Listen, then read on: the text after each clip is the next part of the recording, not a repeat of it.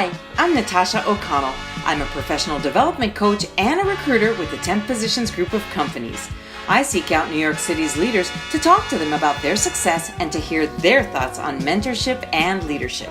Today, on Temp Mentors, I'm speaking with Zuleika Cuevas, who is the CEO and founder of E.D.I.E.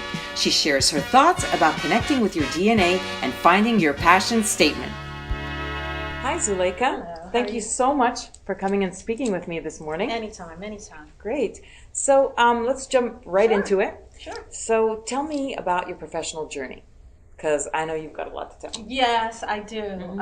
So I first have to preface it by saying I am Brooklyn-born, first generation Panamanian woman. That's so great. There's many Facets to there. that. Mm-hmm. And sort of I bring that up because that does tell a story. I want to talk a little bit about finding yourself and being grounded in your DNA. Mm-hmm. And when I say DNA, it is one has to closely align with where they think their true talents fall in. Yes. So if I take you back to when I was 5, in that all-girl Catholic school, I was put on stage, and I remember doing this poem. His name is Langston Hughes. Oh, yes. And I remember being on stage, and I had my hand up, and I was talking about my blackness and just explaining to everyone the color of my skin. I remember that journey of being on stage and holding the presence of the audience. So that, as I look back, that connected to my first instance of connecting to my DNA. Moving on, I then, because the dollars were calling me, I went to an insurance company. And I stayed there, I'm going to date myself now, for 21 years. Wow. That's a nice patch of time right there. So it was a nice patch of time, but it did not connect to my DNA. Okay. I chased the money. Mm-hmm. So, and that is one way to go, but after a while, you just want to question. That's right. You start questioning. Yeah. And it is, what happens is, it is a feeling that you feel. Very connected to my inner core. I've always been that way. And so I remember saying that, leaving on the last day, and the director came to me and said, "Why do you want to leave? You got a great pension, you got these benefits." And there was this thing inside of me that was calling me to move, to keep going, don't stop. It was now or never, strong. So you have to go. Yeah. It was just something that was just talking to me. So in that space, the insurance company, I was leading in the space of diversity and inclusion. They wanted me to tap into doing research to understand what the Asian American market, the Hispanic American, and the African American market was like. They wanted to grow in that space years ago. They didn't understand it. So I was the leader in bringing forth that research, that education. The nonprofit that I went to afterward heard about the work that I was doing and hired me on the spot to be the vice president and corporate executive program director in the nonprofit space, leading the D&I initiative where I had to produce world-class diversity and workforce initiatives in that space.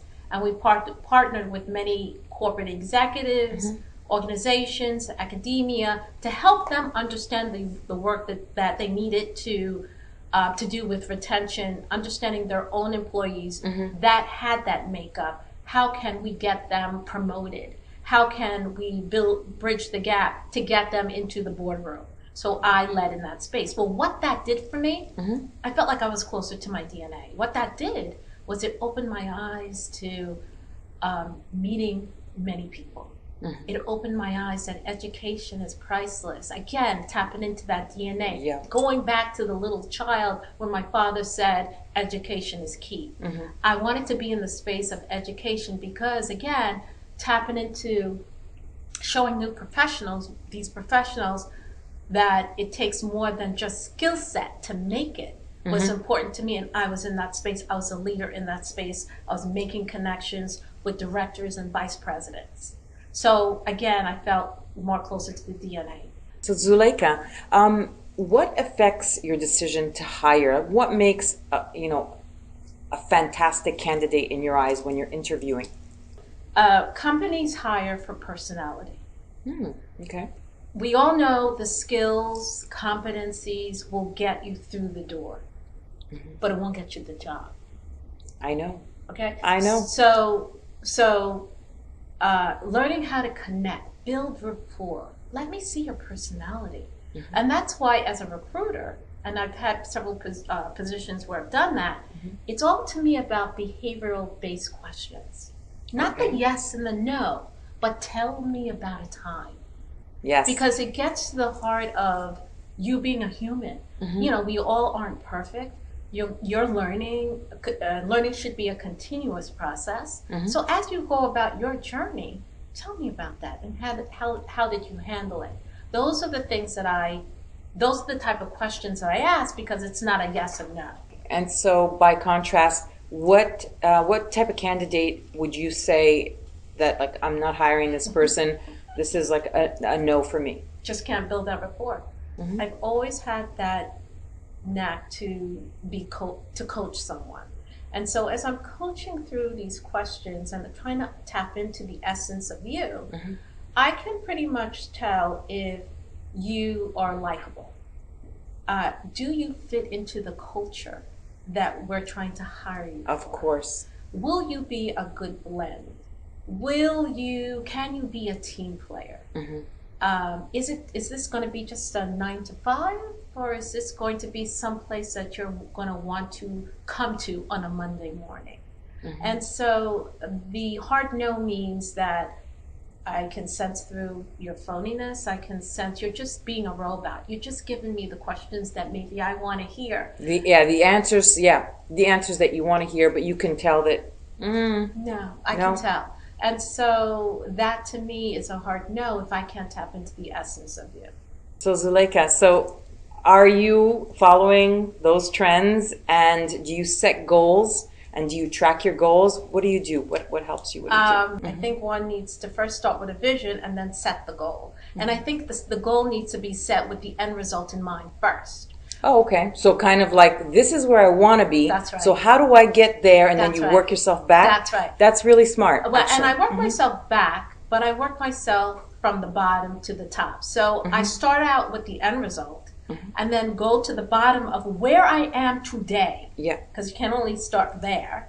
And then I put little pieces, because you got to go one step at a time, or else it becomes overwhelming. So, step by step and very detailed. But what makes it motivating is being able to cross the buckets off the list. You mean like check, yes, yes. Check. And it motivates you to want to. I can do this. My God, I've got it. I'm confident. Check. Next bucket. Check. And then eventually you open your eyes and you're there. So absolutely. New professionals, I tell them all the time, set that goal. So in that spirit of, being an innate planner and setting goals, do you have anything that's on your bucket list that you say, well, I want to do this, Oh my God. Well, going back to my DNA. The scroll comes out. Going back to my DNA, my father always told me, you really should be the next Oprah. And so that has left a piece in me that, in the long term, I want to be that go-to expert, that educator of tapping into, of having others understand, how do I get there? What do I need to get there? Well, I've been there. Let me show you how. That is where I want to be. And I would like to be on a platform that can bridge the gap towards educating our young ones, our new professionals on that journey. That's a great thing to have on your bucket list, because they need that kind of education. And I feel because they need jobs, and they're coming out of school, and that's great. And let me tell you, Natasha, we are in a crisis today. Communication is big. And if you don't know how to communicate to get to where you want to go, you got problems. You've got problems, and you'll never get there. So let's move on to how, because I really want to ask you about your work that you do with young professionals. Sure. And what is the biggest challenge that young professionals are facing today? What are they lacking? And what can you tell them to do better, to think about? Especially out of college. As an educator, I do tell new professionals that to come up with this passion statement. And this passion statement is really tapping into, again, what it is, because I believe success is all about tapping into the people they serve. When you serve a client or a customer and you do a good job at it, I think success naturally follows. So let me give you an example. I mentor many young professionals. One professional I mentored wanted to tap into the fashion industry. So what I said to I wanted to get a sense of fashion industry. That's a big industry, but can you narrow that down for me? So we had to go back, drill, edit, take off, but pretty much her passion statement was all about creating that glamorous look for young adults, so that so that they can tap into their inner being and feeling more confident about themselves. And I thought that was a wonderful passion statement. So I say to these young professionals, start there, create that passion statement, connect to who it is you truly are, understand who it is you serve, and by that, how you'd like to serve them, understand what their wants and needs are, and understand how they can be transformed by it. So that creates the essence of the passion statement. So you feel that a lot of young professionals are lacking their passion mission statement, because that's what it is, right? It's your own mission statement. That's right. Because in the end, you are your own personal brand. Absolutely. But in order to be that, you have to have a passion. So so that's what they're lacking today. A lot of them are. Yes, and how bad do you want it? That's definitely it. So, and then understanding that as you go through that journey, there are going to be some shackles that will hold you this way. Definitely. To let go of the shackles. In order to let go of those shackles, you got to understand what's holding you. Is it the paycheck? I don't want to let go of this paycheck, so I'm going to suffer through it. Or is it, I'm afraid to take the leap? There's many things, but you got to understand why you're in this shackle. And so that is what I sort of mentor these new professionals on understanding what's holding them back. Great. Zuleika, thank you so much. Oh my God, this has been really enlightening, and I hope to have you back so we can, talk about your top 10 tips for new professionals, and maybe even tap into, the Latina community and your insight on that. Absolutely. Thank you so much for having me. No, thank you. If you'd like more information about Temp Mentors, please email us at noconnell@temppositions.com. Thank you.